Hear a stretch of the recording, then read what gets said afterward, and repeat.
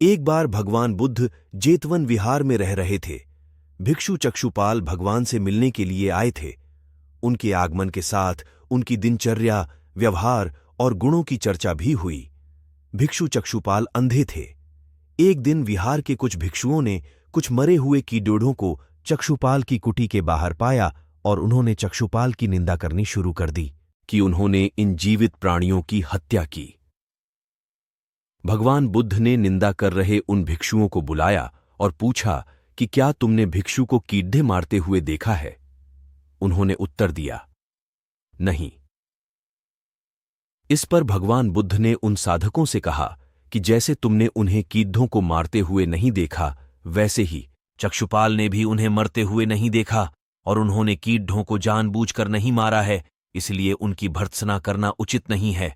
भिक्षुओं ने इसके बाद पूछा कि चक्षुपाल अंधे क्यों हैं? उन्होंने इस जन्म में अथवा पिछले जन्म में क्या पाप किए? भगवान बुद्ध ने चक्षुपाल के बारे में कहा कि वे पूर्व जन्म में एक चिकित्सक थे।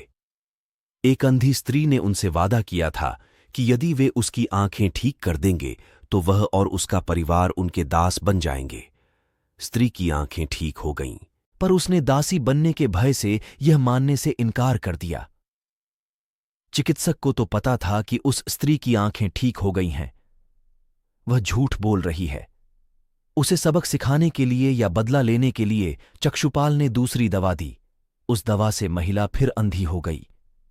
वह कितना ही रोई पीटी, लेकिन चक्षुपाल जरा भी नहीं पसीजा। इस पाप के फलस्वरूप अगले जन्म में चिकित्सक को अंधा बनना पड़ा। इस तरह की कहानी सुनने के लिए चैनल को सब्सक्राइब करें और लाइक, शेयर, कमेंट जरूर करें। धन्यवाद।